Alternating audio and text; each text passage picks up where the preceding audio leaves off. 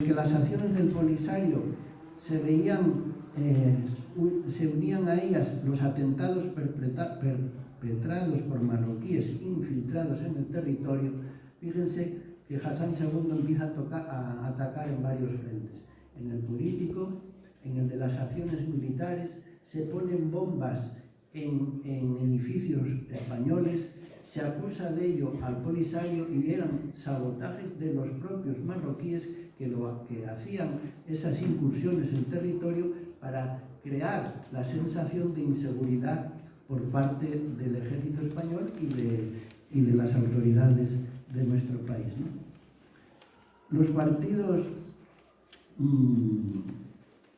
digamos, en España el gobierno vive una situación de indefinición, pero sin embargo avanza. Por ejemplo, se concluye el censo electoral, el famoso censo electoral para el referéndum que España hizo, se concluyó, dio un resultado de unos 75.000 saharauis, con unas dificultades enormes para hacerlo, porque imagínense un país, la mitad de España, en el que no había carreteras prácticamente, que la mayor parte de los habitantes eran beduinos, trashumantes. Fue un esfuerzo ímprobo y sin embargo se concluyó el censo. Y aparecen los defensores de cumplir el compromiso de España hasta el final. Sobre todo, ¿quiénes? Pues nuestra delegación en la ONU, con el embajador Jaime de Piniés y su secretario Francisco Villar a la cabeza, y a las órdenes del ministro de Exteriores Pedro Cortina, quienes trabajarán sin desmayo para respetar el compromiso adquirido con los saharauis.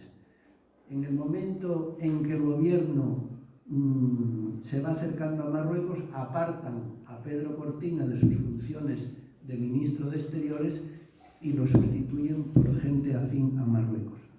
El 16 de octubre de 1975, el Tribunal de La Haya hacía público su dictamen señalando que los vínculos históricos existentes entre el Reino de Marruecos y el complejo mauritano con el territorio del Sáhara Occidental no eran de soberanía, por lo que podía continuar el proceso de autodeterminación. Se había perdido casi un año decisivo.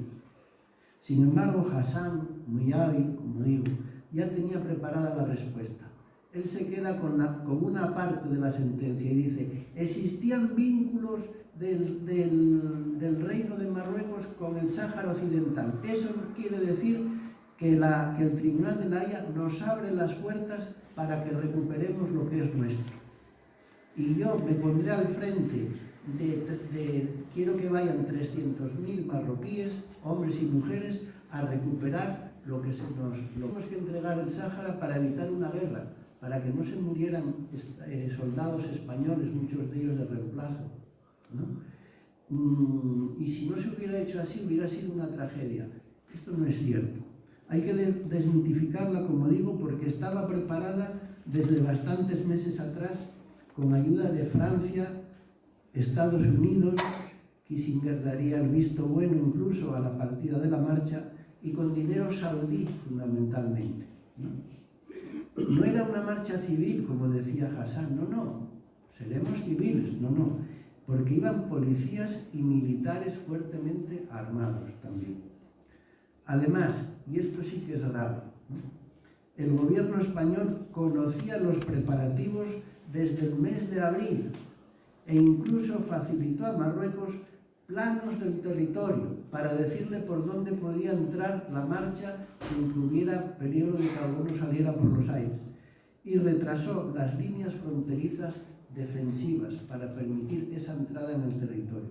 Por tanto, entraban el conde de Barcelona, padre del príncipe Juan Carlos, que le habría advertido a su hijo cualquier cosa menos un Sáhara comunista; el propio Juan Carlos, jefe del Estado en funciones, que ya había establecido lazos con Hassan II, que a través de los papeles de Wikileaks se sabe hoy que ya estaba dispuesto incluso a entregar Ceuta y Melilla, cosa que es de suma gravedad, y que sentía la presión del presidente de Francia, gran aliado de Marruecos, que lo invitaba a entregarle el Sáhara al país magrebí.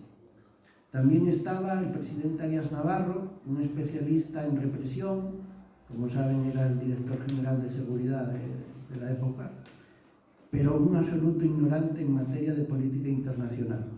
El ministro José Solís, gran amigo de Hassan II y administrador de sus bienes en la Costa del Sol.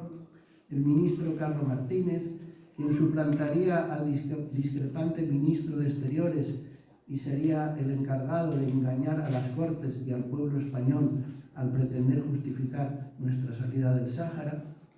El embajador en Rabat, Martín Gamero, que trabajó al servicio de los intereses de Marruecos, pese a ser embajador español, y que sería ascendido a ministro, y el alto Estado Mayor del Ejército. Curiosamente, la mayor parte del ejército español estaba dispuesto a defender el Sáhara.